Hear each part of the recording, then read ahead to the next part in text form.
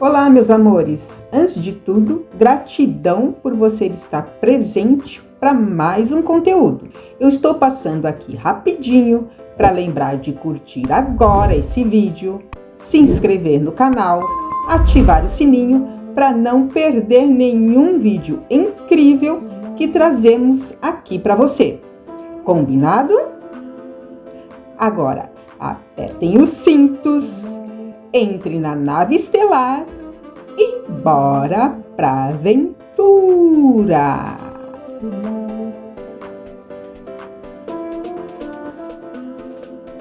Hello, welcome everybody. Welcome again, Dan. That's amazing. We are having so much fun each time we're doing this. Welcome again. Somebody says you keep getting younger. You must have a secret or something. Yes. So you had a story to tell about Enki, I think, right? Was that? Yes. Yes. So, sometimes I'm invited to the Nibiru ship physically. So it's always a challenge, physically, because it's just going there. And so I don't go like every day. So sometimes every 1 or 2 weeks I'm invited. And so I have that in my hand, which is a Vajra, called the Vajra on Earth. So I was on his ship and I asked him, respect, I said, this Vajra thing with the tridents each side that you are represented holding it like this on some artifacts and also Marduk and other beings, and it's all over the planet anyway. And I said, could you please tell me about it? And he said, it's an ancient weapon. We're not using this anymore. So he brought me into an area of the ship where they are keeping old stuff, antiques. And I discovered that the Anunnaki like to keep antiques. They're the lovers of history. So these were on a shelf, similar ones to this, which is a replica. People, it's not a real one. Otherwise, I wouldn't be here talking about these things. So it was big like this, metal. And so he took it in his hand and he asked me to step back 6 meters away. So, okay, I did it. So it was closed like the door I have. The fangs were closed. In the middle, so here, instead of this brass thing, there were crystals. Crystal here, mm-hmm. Crystal there. Looked like quartz, but more not really transparent, milky a bit. In the middle, there was a sphere, metallic black sphere. And the sphere had a mechanism. You could really see the mechanism. And so what he did, he pressed it like this. And he explained to me all of this after. So what he did, when he applied the pressure, the mechanism multiplied exponentially the pressure. Mm. And there's a crystal ball inside, and it created piezoelectric effect, but super violent. And when that happened, click, the fangs opened, and 2 rays of plasma, red plasma, went from both sides. And it was like in Star Wars, the swords, double red swords. He was moving it like this. I tell you, Dan, when he did it, I was 6 meters away. I jumped 10 meters more. Yes, that's the perfect story, and it contains so much good physics. I think, really. And wait for it. He said to me afterwards that it works with DNA, so people with the right DNA frequency can use it. Otherwise, it doesn't work. So when how he closed it with the power of his mind, he decided and he closed it. So. Here what it is about. So I wanted to tell this story, and I think you would have great commentaries on that, Dan. Well, I think it's instructive and helpful for many reasons. Obviously, the crystal up the center there probably is reminiscent. In your picture of the Excelsior, I have the slide later, that craft, it's a crystal that runs through the center of that ship, if I remember. It looks clear on top. And we talk about how that crystal is the center of the warp drive as well. And I think what we'd like to get to is what I'm always focused on is what is the scientific principle behind, of course, because that's empowering for sure. And so when that mechanical device clicks the side of the crystal, the piezo effect means that a stricture, a compression effect, induces a voltage which is perpendicular to that. Yes. So the stricture is the longer wave and the voltage is the shorter wave. But the reason then you have a bolt of plasma out both ends is even richer. That's the heart of the matter here, because there's something called a phase conjugate pump wave, which is the resonance of a caduceus, the symbol of Thoth, actually, and that resonance literally pumps to the core of that crystal and causes it to spit out the ends, the perpendicular axis, what's called coherent longitudinal interferometry. It just means that there's what you could call a scalar wave, a compressional wave coming out perpendicular to that pressure, which is, I think if we were to look at the slides about this, we'd also have clues to your work with Dan Willis talking about Marcel Vogel's quartz crystals as well, if we could really understand the principles behind this. Incidentally, actually, I think you knew Elizabeth Donovan, the physicist. He believed we actually had the physics to do what's called heterodyne interference of microwave, called longitudinal, where you could actually make a Star Wars laser gun, actually, and you do it by the coherent longitudinal beam coming out the ends of a crystal. And so how that works, I think, is instructive for many things. For example, I think that crystal, and by the way, that crystal, the key mechanism is that the long axis of that quartz is a slinky, it's a helix. And that helix is similar to the helix of DNA in the sense that it makes it piezoelectric. Piezoelectric means if a longer wave on the end is connected to a shorter wave on the sides, because if I take the helix like this, here's a long wave, but as I do that, the side's going in a little bit. And so that's a mechanical, slinky-like connection between a long wave and a short wave, which is another way of talking about piezoelectricity. But why is that so key to not only the quartz crystal and what Edgar Cayce called the Toy Stone fire crystal of Atlantis, and the Koski frost, which is the physics of warp propulsion? Well, why is that also key to what's happening in DNA during bliss? Okay. So what we're setting a stage here is, I think there's actually an answer to all of those questions with one simple understanding, which is how a certain kind of wave shape, called a caduceus, the technical term is a phase conjugate pump wave, that when that cascade of harmonics, which was the logo for Thoth, which we call phase conjugation, that pump wave is how the DNA gets blissed, how the spine liquid pump works, how the quartz crystal works, how warp propulsion works, how bliss works, how kundalini. It's all actually in one pure principle, which is the logo for not just the medical association, but Thoth, Hermes. So that's what the slideshow I prepared is about, actually, to try to put that together, hopefully. But first, I wanted to show you my double Dorji picture, if I may. Of course. I think I have that in the Firefly. Yeah, here it is. Okay, are you seeing my? Yes. Okay, so this was my friend Lou de Bourbon. This is at goldenmean.info/Octa Yoga. And he used the double Dorji to teach people to do rotations of the Dantian, of the solar plexus. So this is Lou de Bourbon. He's quite famous for this. Let's see, where is he here? Yes, this is Lou. He's a hero. He's passed away now, unfortunately. But when he taught people how to use the double Dorji as a model for rotating the pelvis, the solar plexus. So you visualize your pelvis, you have two perpendicular figure eights in the double Dorji, right?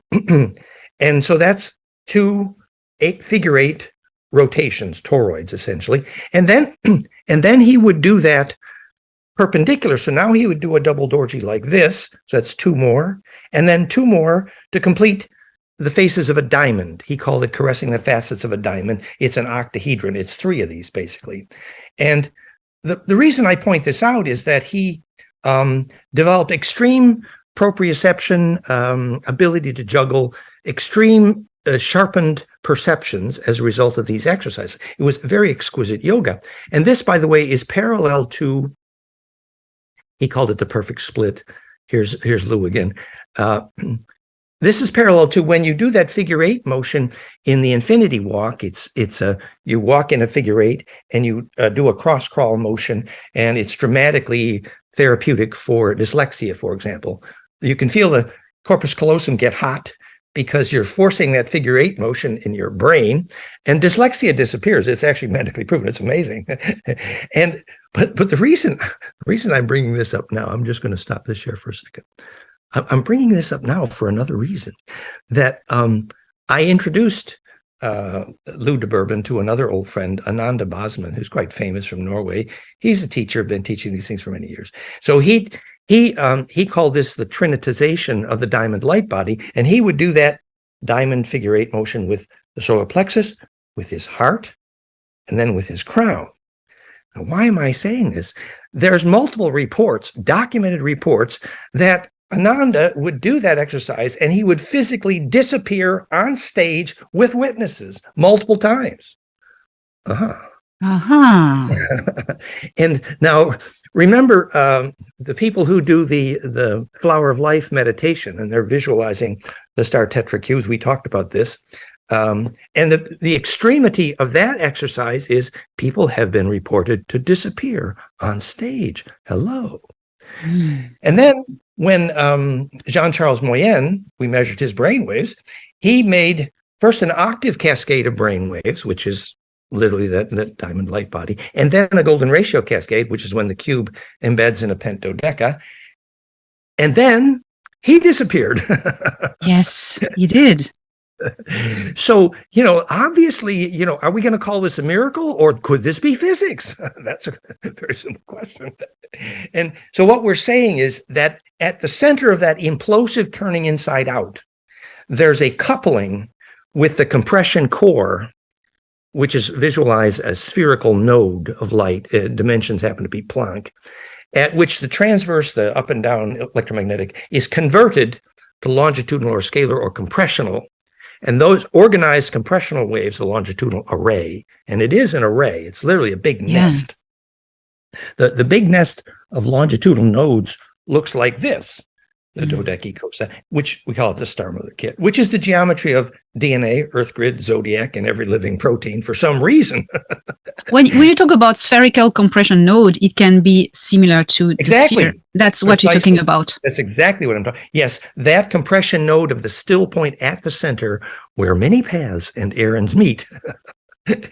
And so all I'm doing now is I'm setting the stage to have a conversation, which is how would electrical engineers go about figuring this out? And that's the keynote here. All right. So let's see if I can do this in an orderly fashion. And please ask questions, because I'll probably go too fast. Yes, I'll cut you boldly. Yeah, feel free. So, okay. The title of my new book is Planckfire, planckfire.com, which is Fractal Implosive Charge Collapse, Cause of Gravity and Consciousness. And the Planckfire is a name for the Planck length, which is the musical key signature of every wave in physics. And you simply then repeatedly multiply that by golden ratio. That's it. That's called Planckfire, which is the solution to charge collapse. And it looks like this. Oh my God, that's the same thing. Yes, you could call it the Merkaba. Basically, you have a cube and a pentodeca. And that is the solution to charge collapse. Now, remember, conventional physics is clear. Charge collapse is the solution to the unified field, the solution to gravity, and it is well agreed to be the solution to consciousness. So if you knew the cause of charge collapse, you'd have an answer to all of physics questions and all of our questions. Anyway. So what we're saying is that that's a caduceus-shaped waveform of implosion, technically called a phase conjugate pump wave. Visualize the caduceus, which is how, for example, you make gravity with a crystal. And that triggers charge collapse, implosion, and it emits coherent longitudinal electromagnetics that beam out the end of your double Dorji. That's a longitudinal beam, and that's a compressional or a scalar wave. And that is also what gravity waves are made of. Tom Bearden wrote the equations, that compressional longitudinal. And that's the principle behind Marcel Vogel quartz piezo crystal healing, because you have to spit out a longitudinal. I was there. Marcel was speaking to a plant, and the plant was on the polygraph. And the phase conjugate pump wave was Marcel's own spine harmonics pumping that crystal, causing it to emit the longitudinal. And that's how he caused the polygraph to reply, because the plant felt the longitudinal wave. It's also the cause of warp propulsion. And that is the exact physics of the perfect binaural bliss audio brainwave stimulation. And it is the solution to Schumann pumping of pyramids for global wireless power. It's the solution to brainwave implosion for bliss and bilocation, John Charles. It's the solution to the spine liquid pump, how the spine liquid makes Kundalini bliss. Exactly that. We'll show you that. And it's how Schauberger's vortex makes gravity, and it's how implosive platonic nesting creates gravity and centripetal force in both planetary orbitals. Remember, golden ratio is the dominant geometry in all orbital mechanics, and in electron orbitals, the mechanism of alchemy. So here's the electron orbitals, that the atomic table is the same platonic nest that Kepler said stabilized gravity. So you can see all those pictures of, the physics of chemistry being implosion, which is chem as in alchemy, is actually simply platonic nesting created, perfected charge collapse. So this is the only technical slide here. So if I take that Planck length and time, I've been working on this for many years, obviously, and I multiply Planck by golden ratio repeatedly, exactly, I get all of the wavelengths in physics that are negentropic. 3 exact radii of hydrogen, the ADP, ATP wavelength, the most important molecule in the body. We get the exact 2 frequencies that make photosynthesis happen. They're very narrow frequencies. I get the definition of all sacred length, the British foot. I get Schumann harmonics and brainwave harmonics for Bith. I get bliss. I get the Mayer wave. I get the Venus year, Earth year, galactic year, and precessional year. I get charge collapse perfected is the cause of gravity and negentropy. So, and you'll see that all in the website, planckfire.com. And so this is another version of that equation where we actually talk about cancer healing frequencies, and I'm not going to do the whole drama here. So, but this is a more visual representation. So here are, on the bottom, the exact frequencies of the Schumann cascade. In green, I don't know if you can see that, 3 hertz, 7.8, 314, and 20 hertz. So this is the Schumann harmonics. This is why they call the pyramid the Hummer, because that is a phase conjugate pump wave. In blue on top is the equation, okay? So you see how close Hermes was when he designed the Earth's Schumann frequencies to be a Hummer, which is what made the pyramid a global wireless power. And here are those same frequencies determining the exact brain waves, alpha, beta, theta, which cause bliss. That's a phase conjugate pump wave. And here are the exact frequencies documented for the spine liquid pump, the motor of Kundalini. Our website is goldenmean.info/Kundalini. So here in green are what's called the tidal, the frequencies of the spine liquid pump. And in red is the equation. You see, the phase conjugate pump wave was what makes your spine liquid go and causes Kundalini. So this is then later when I built Therify.net. It's a plasma system doing rejuvenation in 25 countries, and probably the closest thing to a functioning med bed on the planet doing rejuvenation. So these are those same frequencies driving the plasma, which is how Antoine Prairie healed thousands of cancers.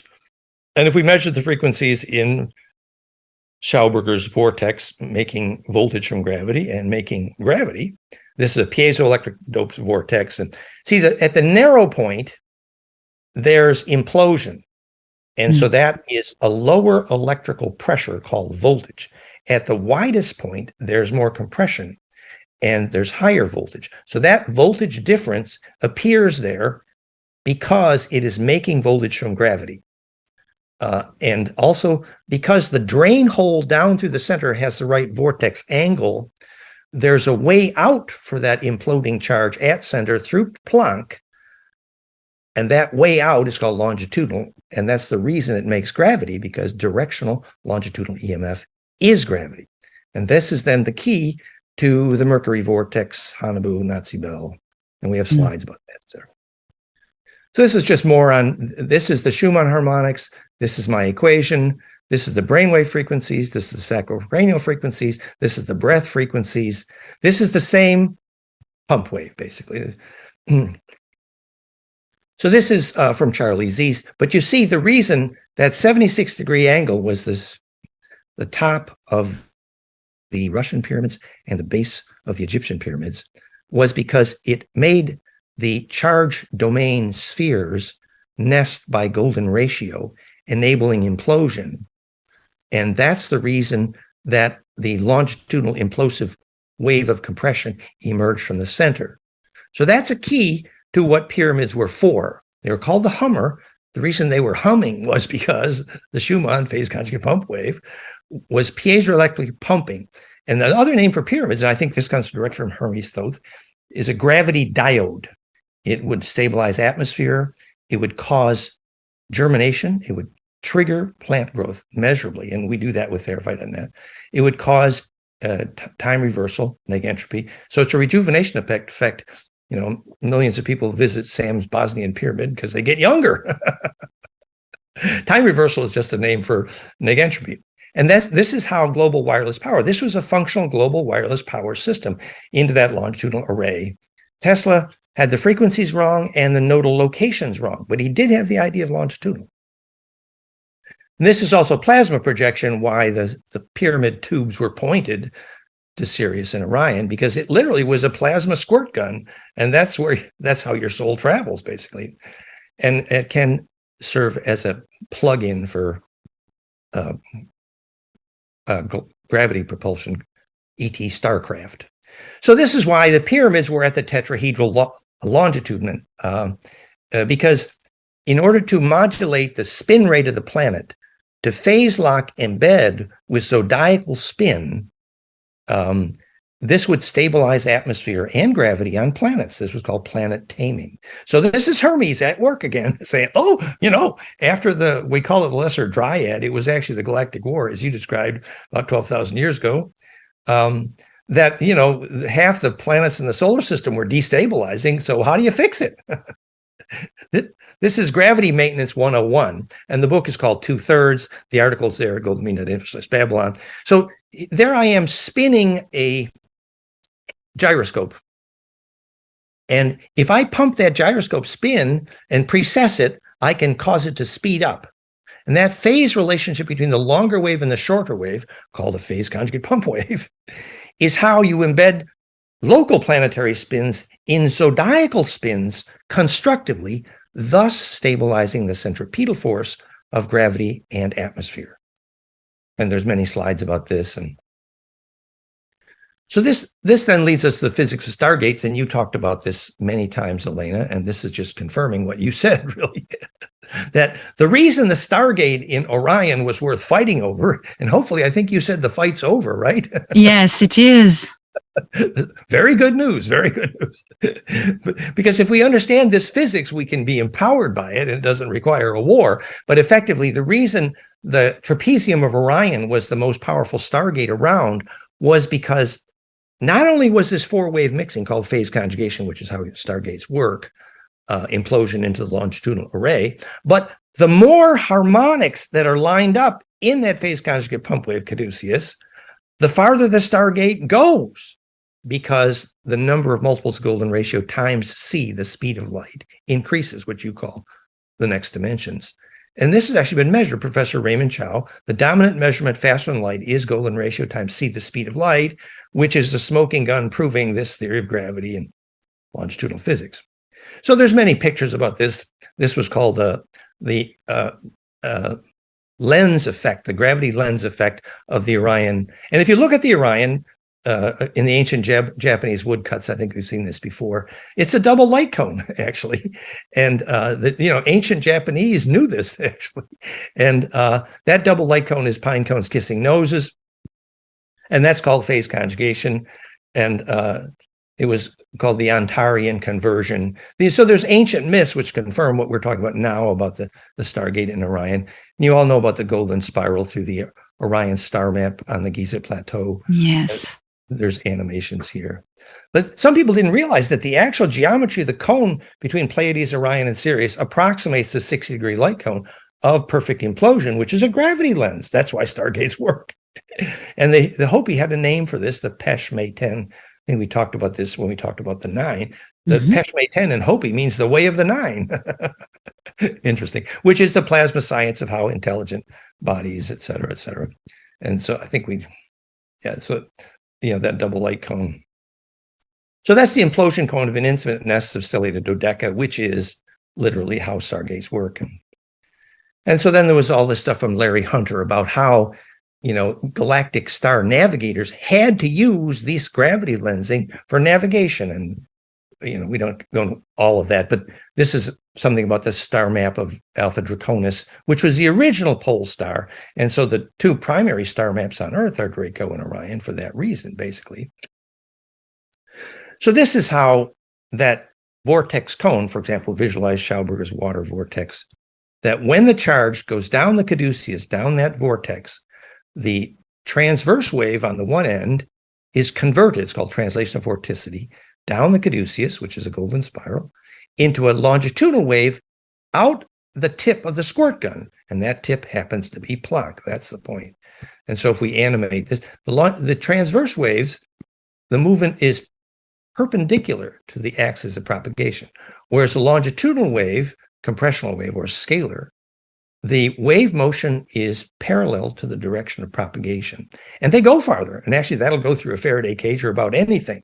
But you won't, but it will be transparent to you unless you get to one of the wave nodes and they bounce at these nodes in the dodecicos. It's a fractal array. That's why stargates, when the ETs put up a stargate, they always use a natural compression point because that's where you couple with that array. For example, Korotkov measured places where telepathy is possible. He called it sacred space. And so that the nodes of that array also, for example, reduce radioactivity measurably, as did the Ark of the Covenant. And this is Kepler, that story. Kepler was really right.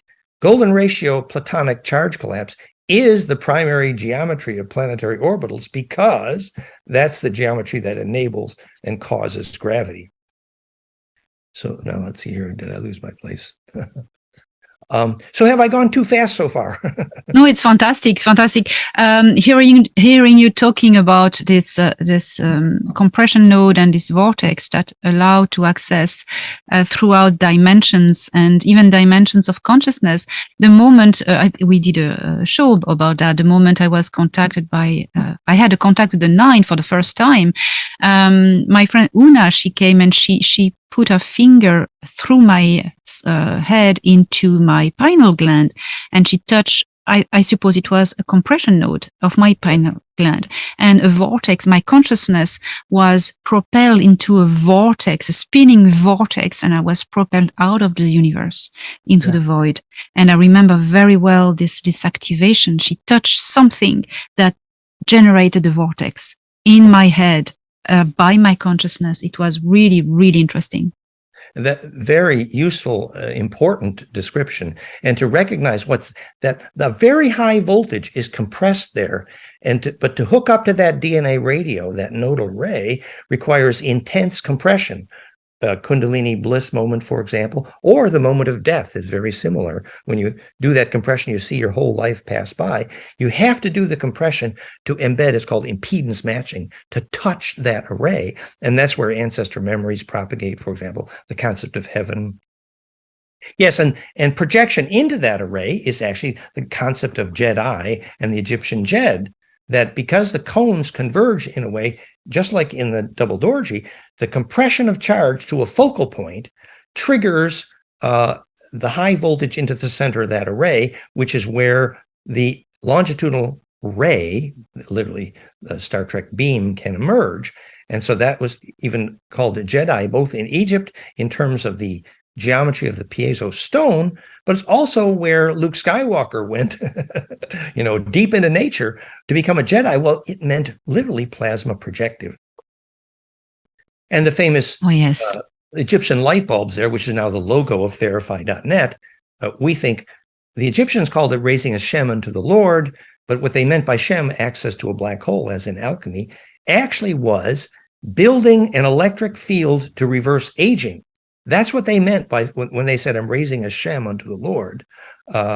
and it was mistranslated, I'm making an altar in the church. Well, that's actually a name for the implosive capacitance, which is a phase conjugate pump wave, which triggers negentropy time reversal. And that was the major complaint of the arriving Anunnaki. We're aging prematurely. You see? Yes. I have a question. Well, if you can develop the fact that we see these little serpents. I know I worked in Dendera and I spent so many hours trying to comprehend this thing in the crypt. The serpents, can they be assimilated to pump waves? Well, that's the point. So later when we show the slides of therify.net, and you see the geometry of the arc in the noble gas.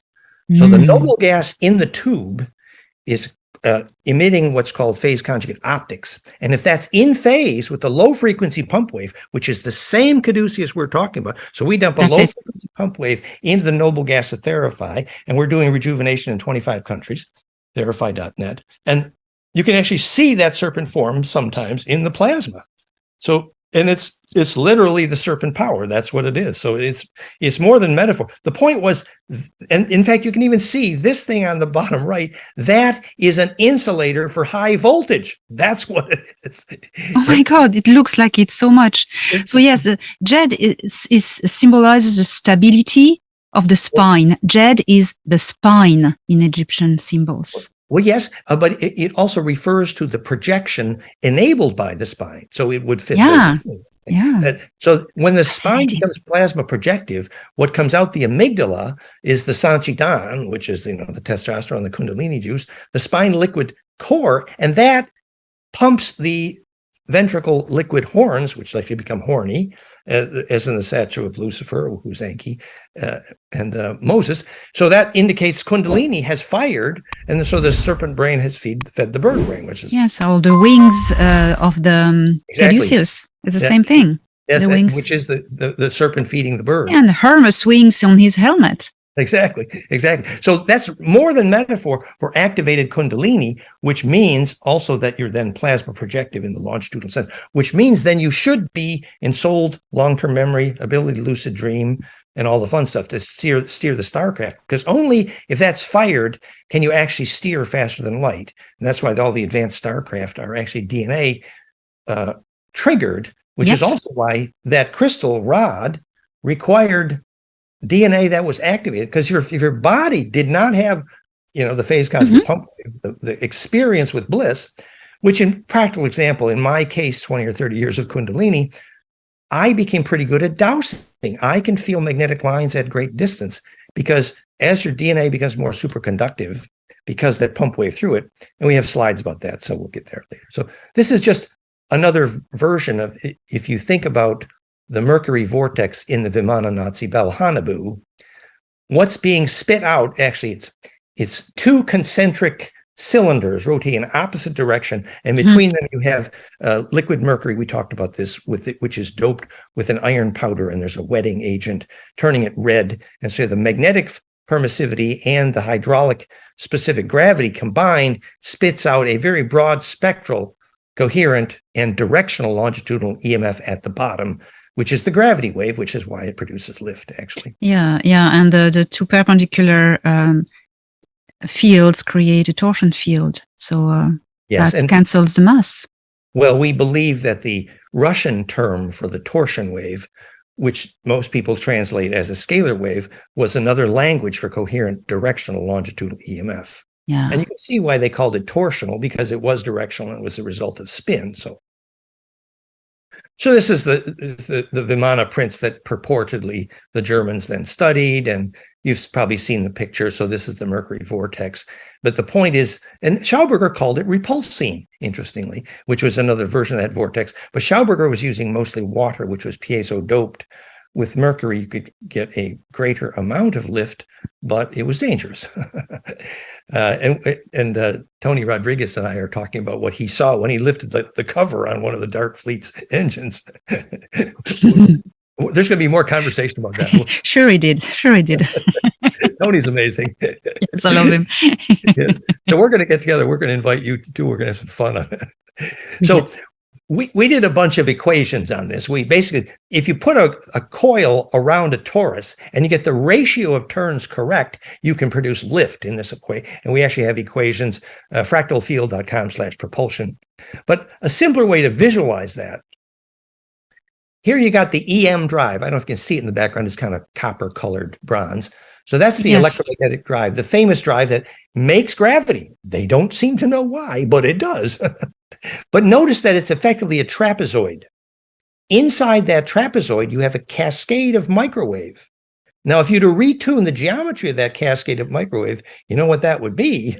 Perfect caduceus, phase conjugate pump wave, imploding at the foci, spitting out longitudinal, explaining exactly how the EM drive works and makes gravity, also explaining that if they use my equation to tune it, Dolan ratio times Planck, you could optimize. So this is the story about the relationship of the three perpendicular spins, the solar equator, the galactic equator, nutating and precessing that. And this phase relationship is what causes at the certain perpendicular moments here, the key moments of when increased compressional density triggers the solar system to effectively have a bliss experience. It has to do with the concept of rapture. And this is the actual film. You can see that if I cause the nutation and precession to get in phase with the spin rate, that gyroscope will speed up dramatically. And it's that phase relationship of the long wave, the short wave, that creates a caduceus cascade between planetary and zodiacal spins, creating and stabilizing gravity. So I think we looked at this picture once. This is from is this the Excelsior? Is Elena, oops, are you? Well, I think. Sorry, I was muted. Yes, it's a representation of the Excelsior. It's not exactly like this, but it's the closest representation I could find. Yeah, but they did have a crystal at the core, I assume. Yes. Yeah, I believe. So this is what we're suggesting, just to get some kind of a sense of how this might work. So that crystal, the next slides here are what's called Koski frost, which is the similar kind of crystal with a phase conjugate pump wave, making amazing gravity. So this crystal at the core, around it you have what we would assume would be a super dielectric, probably like a fullerene carbon nano. And this is delivering a very high phase conjugate pump wave to that crystal. And in the case of Koski frost, the measurements were 800 times its own weight in gravity, literally the warp drive. Now, the reason that crystal is making gravity is because of that helix, that piezo slinky down the center, pumping it with that same exact caduceus but in this case, it's an RF cascade. So you can read a whole book about this if you want. If you would like to know the physics of warp propulsion, and credit to Bill, now Elizabeth Donovan.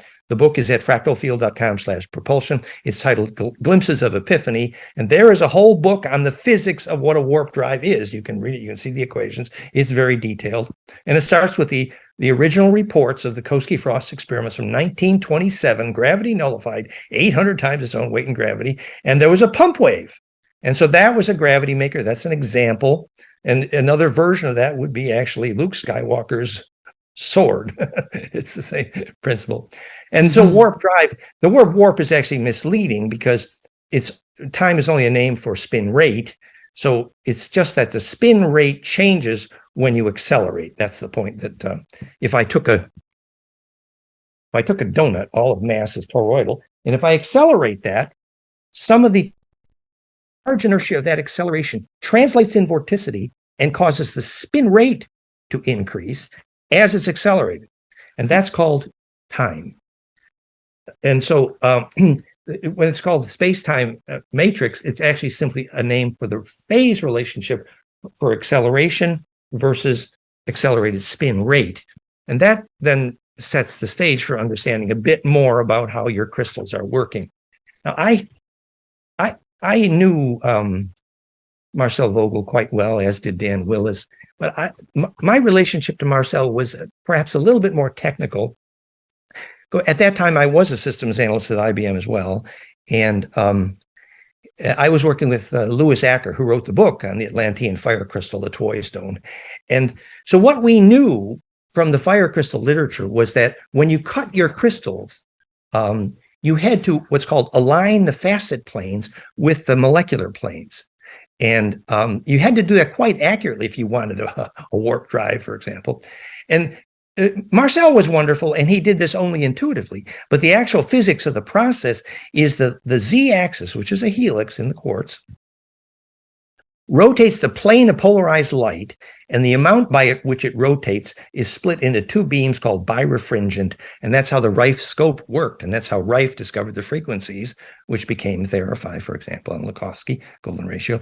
So that two vertical axis of rotating polarized light, birefringents, Raymond Royal Rife would split one beam out and bounce it through a virus, and then bounce it back in to the quartz beam, and then rotate the plane of polarity of that light back into itself, the reference versus the interferent beam. And the shadow meant that Rife could disobey the law of physics that you can't see anything smaller than the wavelength with which you look.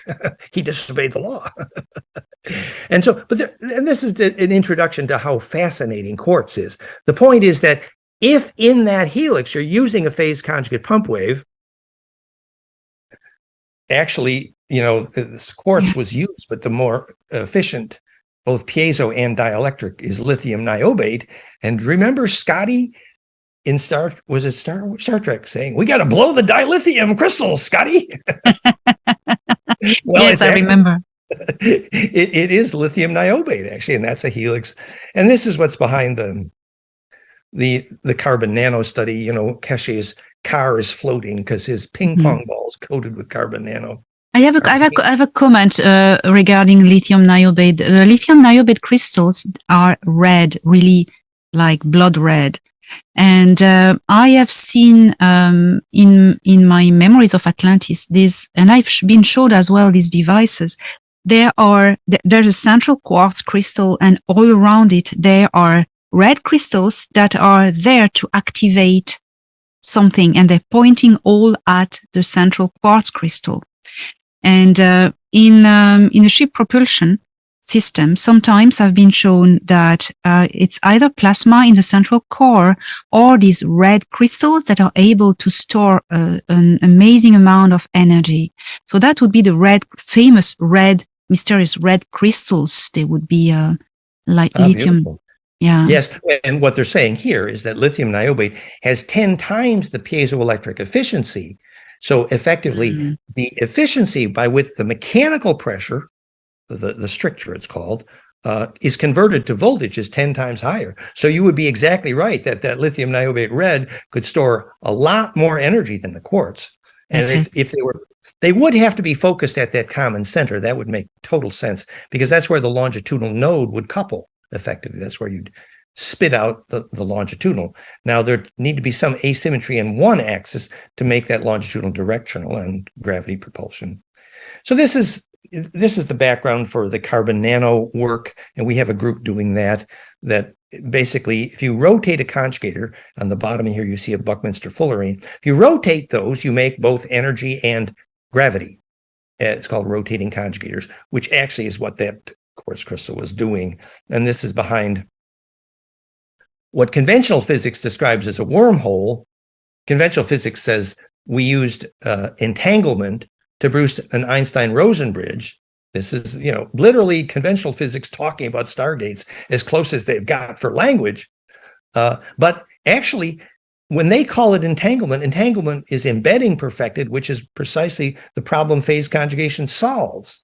And what they call an Einstein-Rosen bridge is actually the nature of the longitudinal array, which is exactly what stumped Einstein. That's why he called all action at a distance spooky, because he didn't understand that a longitudinal array, where those longitudinal waves cross at a distance and they bounce in and out of compression, they resynthesize the heat-containing transverse component, which is how you can store heat at a distance, literally action at a distance in the longitudinal array, which is the physics, for example, of how the heated a thermistor with his mind through a Faraday cage. This was a golden ratio brainwave. So the action at a distance is basically the longitudinal array, and conventional physics is close when they talk about it. And so that it is charge collapse that is the doorway in and out of the Stargate, that connection. And this is So this is just saying that conventional physics has agreed that, Einstein agreed that non-destructive charge collapse is the solution to his problem. And then Wigner and von Neumann agreed that consciousness causes wave function collapse, versus Penrose and Hameroff said consciousness leads to the collapse of the wave function. So everybody agrees that wave collapse is the solution, but nobody knows the cause of wave collapse. And that's the problem we have answered with Planck and golden ratio, basically. Mm.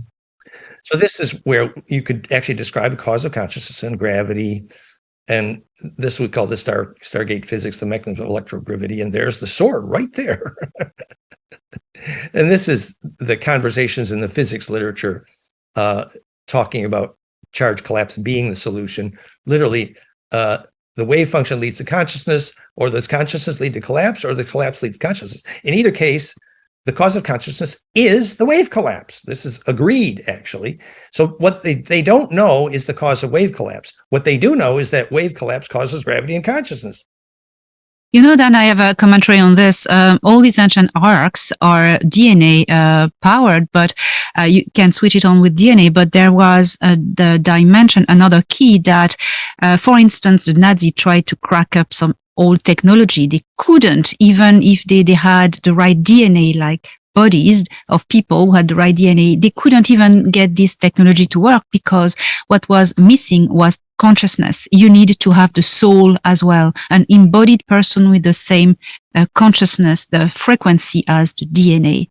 And so that was the key.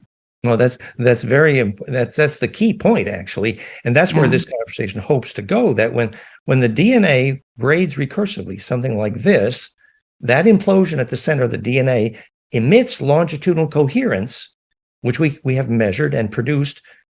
We can make lucid dreaming, for example, therified plasma. We know what causes lucid dreaming. Actually, you get lucid during that compression when the longitudinal coherence is emitted, what the Egyptians called Ba from the Ka, Tibetans called the rainbow light body, Gurdjieff called Kesjan body, is actually longitudinal coherence. And so that would exactly be the trigger that they were looking for in those caves, actually. And in fact, the compression there would mean why those were regeneration chambers, that whoever entered that chamber would not age for that reason of recursive compression. So we used this slide when we were talking with Jean-Charles Morin. Oh, yes. I forgot about that. The eye. Oh, yes. Yes. Go ahead. So Yeah. the turning inside out, remember, Jean-Charles is saying that repeatedly, that just before he bilocates, he sees in one eye where he was, and in the other eye, he sees where he's going at the same time. Yeah, that's fascinating. What is this telling you? So it's the turning inside out point. It's called the scintillation point. And it's the compression point where it turns inside out that you contact the longitudinal array. And the longitudinal array has to support you at that moment. For example, do not try this inside an aluminum box or a metal building. No. So where you're coming from and going to, there has to be longitudinal coherence. Jean-Charles started out by going to beach, which was a good choice because you had coherence there. Or Jean-Charles went to the arcs, which are also compression points. So it's literally about embedding and floating in the array. And that's what the turning inside out enables. What I've noticed with Jean-Charles' teleportations, there's always an important body of water where he just teleports. Beach, the river on this faraway planet, and also Antarctica with all the ice. So there's always a strong amount of water nearby.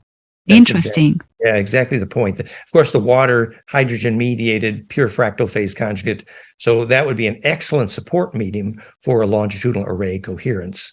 Again, why the ETs will not set up a Stargate unless there's local gravity coherence. It basically on the fractal node, which is also why, that Korotkov measured only on the array points do you get telepathy. So this is Jean-Charles' octave and golden ratio coherence. Jean-Charles was a hero because he was willing to do the work to set up the measurement that we sent him instructions, and he followed the instructions. He was wonderful. And then when he went into that bliss moment, he had the same kind of coherence we get with kids who are learning to see without their eyes. This is flameinmind.com. So they had octave and golden ratio cascade. The cascade starts in green, alpha here, and then the octave harmonics are pink, and the golden ratio harmonics are blue. So Jean-Charles and the kids had the same kind of cascade, octave and golden ratio, which means basically star mother kit, tetracube, octa, pentodeca, golden ratio. And you need both to stabilize the nest of charge collapse. The point was that the kids who learn to see without their eyes, and by the way, often they begin to see ancestors at the same time, because that is the physics of clairvoyance, longitudinal coherence. But Jean-Charles' amplitude of his brainwaves were off the charts. Just, Patrick had to turn down the gain. That's the point. So we know how he turned inside out and why and how it happened. This is my effort with the flame in mind. I can make 5 harmonics in golden ratio. Oh, here, I guess. And, I have intense bliss experience, but I did not climb to the gamma level, the 44 hertz Tibetan gamma. And so I got, clairaudience, but I didn't get clairvoyance very much. This picture, just in passing, is when Bill Tiller first measured, focused human attention replicably causes charge collapse. This is the measurements. We know human attention is electrically centripetal, and now we've newly answered the question of how. There's lots of literature about golden ratio and brain waves and charge collapse, and you've all seen that. And this is I don't know, oh, I don't have the animation working there, it's okay. So this is where our work in heart coherence, that implosion in the EKG causes the same effect. So I'm going to move along here. This is more on the physics of stargates, the actual Ophanim-Enochian, which is plasma index symmetry alphabet of a hypercube. In the original film Stargate, all had golden mean dot info / Ophanim. And we talked about this, you and I, in our previous conversation. So if you understood charge collapse, and this is hydrogen symmetry, we're not going to do all these slides, but I wanted to get to the part about DNA and Andrea Puharich here. So this is a magnetic phase conjugation, discovering that magnetic harmonics in the same cascade eliminate pain. And this then is the actual frequency emissions of Therify.net's Tesla coil. This is the equation for hydrogen, showing it fits that equation. This is Tom Bearden's book showing that longitudinal waves are gravity waves. And by the way, that's what makes plants grow. Hello, it's very cool. This is the measurement of the frequencies that do trigger lucid dreaming. It has been measured. And look, this is my equation, 29 and 47 hertz. And this is the actual frequency measurements of how you make lucid dreaming. So it's obvious what's causing lucid dreaming. And this is the report, Therify.net, of triggering lucid dreaming with plasma. The frequencies is called a phase conjugate pump wave, because your body spits out that coherence that, by the way, predicts who's going to take memory through death.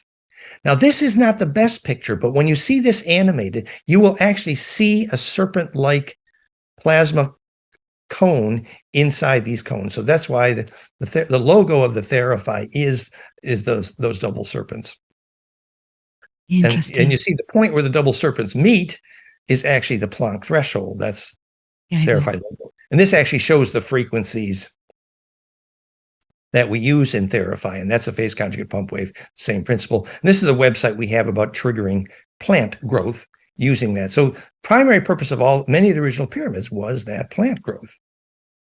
And this is the physics paper, my friend Mei-Wan Ho, that showed space-time was fractal and based on golden ratio.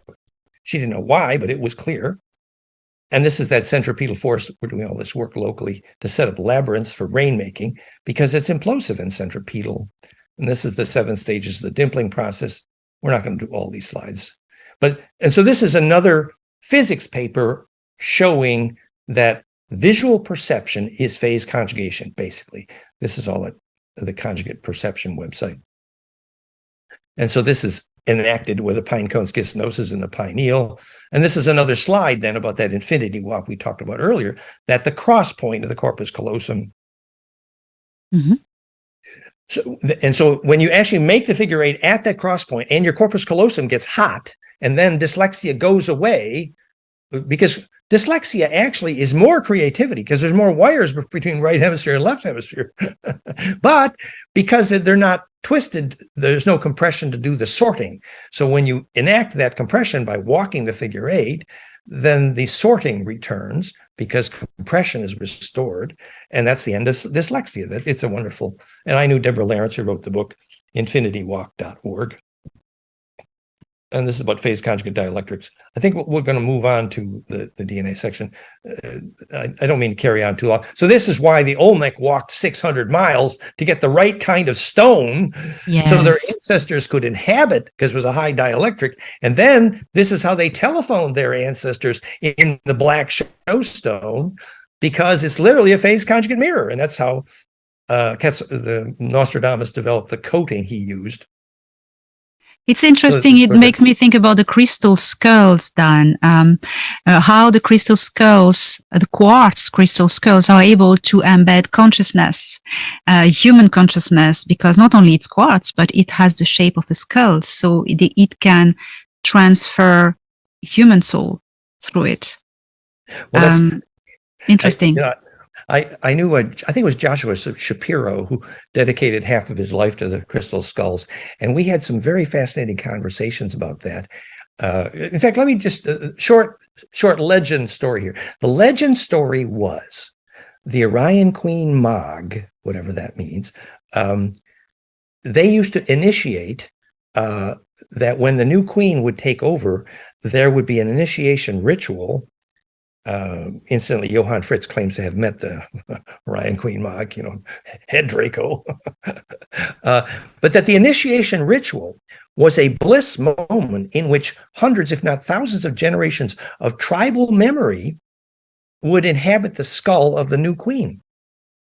And that, so there's great ritual initiation, a bliss moment, and suddenly the new queen would have like 1,000 generations of tribal memory, just like you felt it when she touched your third eye, And the story was, this is pure myth. I couldn't prove this, but the story was that the Draco, remember the Draco Uru problem was loss of long-term memory, loss of what we would call ensoulment. They admitted they had this problem. And so they were hunting for humans who had a soul when they did the abductions at Montauk. And what did they need? They needed DNA that had this kind of coherence. So, this is our trump card, guys. DNA with a soul. Anywho, so the story was that when the Orion Queen Mog tribe decayed, visualize Reverend Mothers of Dune, whatever, then they had to resort to quartz crystal instead of a real skull. And there was an issue, which was that in the quartz crystal, yes, you could store, 1,000 generations of memory, but it was no longer alive. And you remember, quartz is pure hex. So quartz will never have a soul. And you can never even squirt out a longitudinal wave from a quartz crystal unless you are there dumping a phase conjugate pump wave into it. Then you can make a longitudinal. But quartz by itself ain't got no soul, because there'll never be implosion in a pure hex. Ain't going to happen. So the story was that actually the quartz crystal skulls represented a decay of when that technology was used more for fear and control. And that was part of the symptom of the loss of long-term memory in the Orion Queen Mog. That's the story. And some of that I got also, I knew the Hopi, Robert Morning Sky and Ghost Wolf. And so they called that the Pesh May 10. And anyway. Oh, that's very interesting. And all this transfer of consciousness and quartz is always at the center of everything.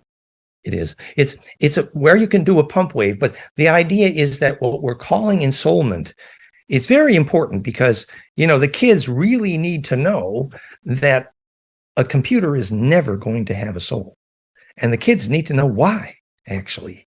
And that's this could be the survival of our species is for our kids to figure this out soon, I think. And the reason is that, look, human body is not the ultimate solution. It isn't. But what you take with you through death is the ultimate solution. And since it is very clear that those who can lucid dream predicts very replicably those who can take something through death, which is a bubble of longitudinal coherence we're calling a soul, what the DNA spits out. And we didn't even get to the DNA slides, but it doesn't matter. The DNA is a helix, you're pumping it, and it spits out longitudinal coherence. So if you get enough bliss, then suddenly you find yourself lucid dreaming. And that is coherence. Remember, the Aboriginals look like they're sleeping, but they're manipulating the song line 1,000 miles down the road in their lucid dream. Yes. And that ability to be at that level of coherence, that's this better than anyone. The DNA is the actual trading currency of the galaxy, quality DNA. Everybody's fighting. Good DNA, that's the value. The rest is chill. They like the beer from Earth, but that's pretty minor. The DNA that has a soul. Yes, but DNA frequency has a frequency, and especially human of Earth DNAs, because the human of Earth DNA is a compound of 22 different genes. So a DNA frequency of one genome puts you in contact with the genome and the memory of the whole culture, the whole history, the whole ancestors. You enter in contact with this by resonance, by this particular piece of your DNA. And when you have 22 of them, you can have less, can have more, but you can actually, when you find the right frequency, connect to any culture this DNA comes from. That's why that's such a very sensitive currency for the galaxy. And the real stuff of good DNA radio, and that's priceless. Exactly. The many stories that say there were 22 extraterrestrial lineages responsible for the cookbook of the human DNA, and we're supposed to be the vaccine of the Orion Wars. And I say that we have been the vaccine because when they abducted they caught those 3 tall grays, that was the vaccine that took out the Orion Wars. I thought maybe we were the vaccine. Well, that's how I was always told that Earth, what would happen on Earth, well, at least in this star system, would change the story of the whole galaxy. I went, how? Yeah, 20 years ago, I was teaching we're the vaccine for the Orion Wars, and you proved it, I think. Yes. Oh my God, yes. 2 years ago, they found these grays and they cracked the code of the Orion hive, and they sent a gift. But I think that leads us to maybe perhaps the most important conversation, which is, Enki saying, he brought back the recipe for the atom Kadmon. Yeah. Obviously has something to do with what DNA can make a soul, which is the high leverage stuff, actually. Steer stars and be time lords and steer faster than light craft. All the high paying jobs require DNA that steer, implode. And to make that, you have to be able to raise a child with a soul. And we need to be able to teach universities what that is.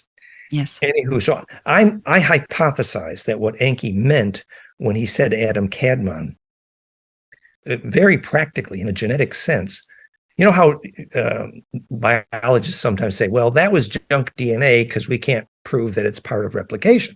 But actually, the spacing between the active sites during the braiding process determines if implosion is possible. Literally ensoulment. Now, I believe that's what they called boson 7 at Montauk when they measured which kids could steer the time chair. And I believe that's what they called microchloridians in the blood in these fictional Star Trek, Star Wars. Microchloridians is literally the plasmatids, the plasmoids, the chromatids, the somatids, which is living plasma coherently emitting longitudinally from implosion in the blood. And that is measurable. And this is a political hot potato, because when you can measure which kids have a soul and which kids don't, suddenly which vaccines should be illegal because people's plasma is dissociating from their aura if you could measure. So as soon as we can teach and measure what is ensouling, we have the real high leverage stuff. So I think what's called atom Kadmon here, in one sense, is a structural ingredient to DNA that when you braid it implosively, remember, you got this phonon cascade, low frequency of heart coherence, and then the brainwave cascade, phase conjugate pump wave, and the DNA measurably responds to that. We've measured it by braiding more density. It literally tightens, the plot thickens, and then out of that implosion squeezes out this longitudinal coherence called soul, enabling lucid dreaming, and then the kids start seeing their ancestors. So that ability to get that longitudinal coherence, the cookbook for that has to do with inheriting DNA. I say when Humpty Dumpty, when all the king's horses and all the king's men couldn't put Humpty together again, what that was is the Draco for 1,000 years manipulating the royal families of Europe like they were show dogs. But could they make a soul? Oops. They never managed. I was told that either the Draco, either the Greys never managed to crack the code of human soul of Terra, the humans of Terra's soul. They never were able. Something was missing, and the key that was missing was consciousness. Well, it's literally the ability to have bliss, to implode, and to support bliss. They don't have this because they're not human.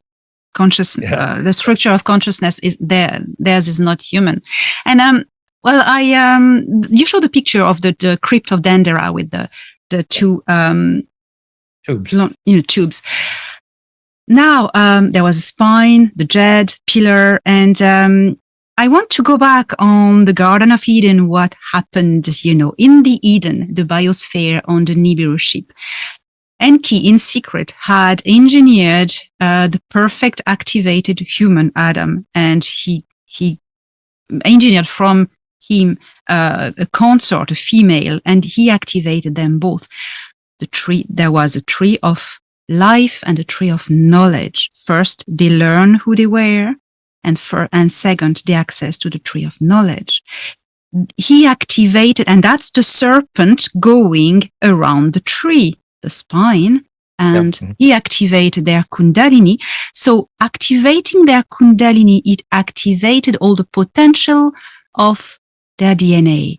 So how do you explain the link that once the Kundalini is activated, it also activates the DNA? Exactly. Yes. Well, yeah, I was born just east of Eden, actually, and I learned Kundalini from there. And when I was in Eden, New York, actually, the first years of Kundalini, I would cry for weeks at a time, actually. And I didn't know whether I was weeping for joy or for pain, but I was weeping a lot. And I realized that basically every unshareable emotion needed to be processed. It's just like, when Daniel Brinkley had his lightning near-death experience, and then everyone he touched, he could sense every key emotion of their life because his DNA had become a superconductor, and that's measurable. You zap a little lightning down a gold monofilament thread or a DNA thread at the moment of crystallization, and you get a superconductor. This has been measured. So bliss literally, measurably makes your DNA into a superconductor. And the reason is clear, is because the wavelength of the electron itself becomes an integral multiple of the helix itself. That's how superconductive waveguides work, that they're actually waveguides for electron as a tunnel. And so you can measure the fact that when you implode DNA with the lightning or bliss experience, you get superconductivity. And what that connectivity means in practice, in my case, I'm a relatively good dowser now. And also I became clairaudient, not very much clairvoyant. So I think east of Eden, if I may, John Steinbeck wrote The Grapes of Wrath just after East of Eden, and then it was The Winter of Our Discontent. So I took those novels very personally. But I think that what Eden meant in the Anunnaki, they said it meant a plain or a garden, but it actually meant the fabrication of a field to enable and support bliss process is what I would suspect.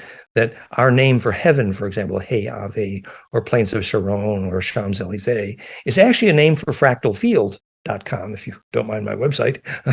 but a fractal field is one in which charge distribution is enabled, and that is a garden of Eden within which bliss is sustainable, and DNA can grow up.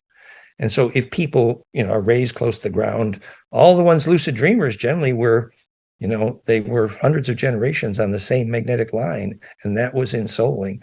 And clearly Enki had a cookbook, no question.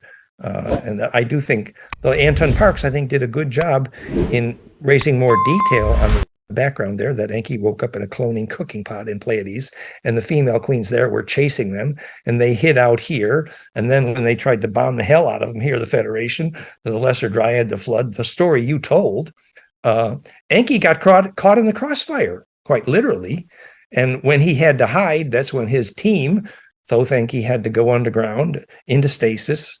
And I think it was you who suggested that is now under Florida. Was it JP?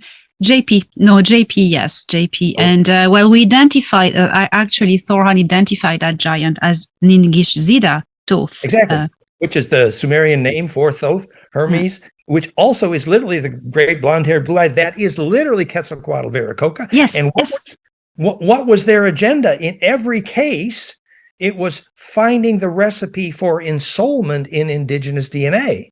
And then Thoth became called Tehute, DWD, which is mistranslated the line of David for the Jews. And then the blue-black blood of the Black Badana, which is the origin of the Essenes, is Thoth. Thothmosis, the line of kings of Egypt, is actually the name of the royal line of the Essenes, which becomes the father of Magdalene and the whole Christian. So everywhere you look, Thoth is there.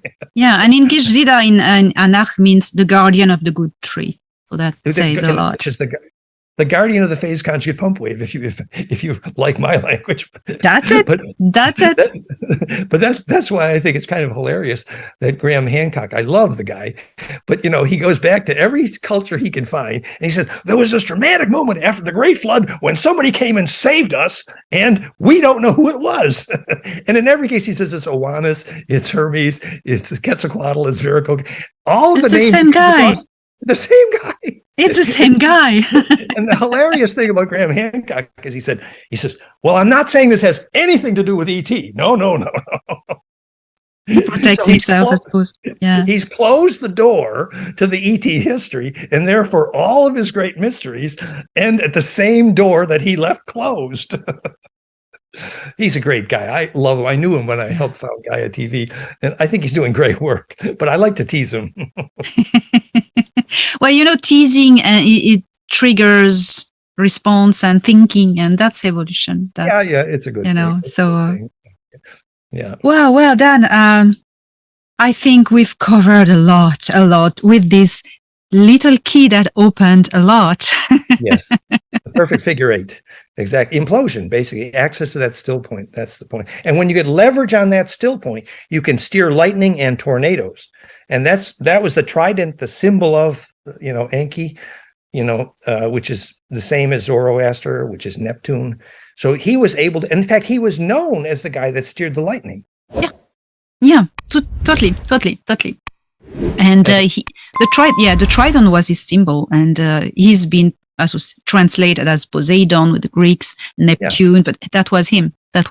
And why the water? Why he was coming from the water? He lived in Atlantis for a long time, but the water, it's a way deeper symbol, as we've spoken about. Which is he used Abydos, and his blood was probably green, chlorophyll based, and one atom different. The magnesium became iron, and then he called us Takadama, which means Adam the Red Man, and he'd never seen blood based on iron, and he knew iron would enable us to steer more lightning in the blood, and so his recipe started there. Oh, he's a fascinating guy. Yeah. And the other thing, like you then. The other thing, just briefly, that, I had a swoon experience in the gold sarcophagus of Tutankhamun in Cairo, and I had memories that they were using Tutankhamun, his blood, actually, his bliss capability, to control the rain. And because after, several hundred generations of pharaohs who knew they would lose their job if they couldn't make the Nile flood on time. That was the primary function of being a pharaoh. If the Nile didn't flood on time, you got fired off the head. So, 100 generations of that willed mutation of the species, and Tutankhamun was a rainmaker. But Tutankhamun was of the genealogy of Enki anyway, so it was the same blood of Thoth. Yeah, exactly. And in fact, that's what Secret Places the Lion said, that for like several hundred years, that bloodline was planned as a specific cross between the Syrian, actually, which is on Enki's mother's side, I think. Yes. So the Secret Places of the Lion book on the lineage of Tutankhamun being from Thoth fits your story actually perfectly. And so then, what is Thoth's bloodline doing? Setting up the conditions for when Akhenaten had to change his name to Moses, and he became the righteous priest. And this was the beginning of the Essenes, the royal line, and he was a gold powder cook. This is the Thoth transitioning between the Egyptian and the Hebrew story, because the Egyptian experiment failed at that point, actually. And it was illegal even to pronounce the name Akhenaten after that. Yeah. So they called him Moses, which means son of the Pharaoh. Yeah. Moses is an incomplete name. Mes as it means born of, and it means, it's lacking a word. Yeah, it's son of or born of. Implied is son of the royal blood, actually. And this was the righteous priest story, which is why the royalty, the combination of the royal lines of the Essenes, the Moses, the Akhenaten Tutankhamun story becomes the Moses Aaron story. And this is the mystery Joan Grant, So Moses Was Born. It's literally out of Egypt, which is the name of all the books proving the Christian story starts with Moses, actually. So then that is Thoth's family, quite literally. And so all of our Christian myth then becomes rooted in actually the story of Thoth. Yeah. Which you were the archaeologist on the scene. Yes, I've lived 8 years there and trying to understand all of these things. And that was quite a long story. Yeah. Fascinating, yeah. Yeah, and I think if we understood more about, the pyramids were designed to rejuvenate for global wireless power.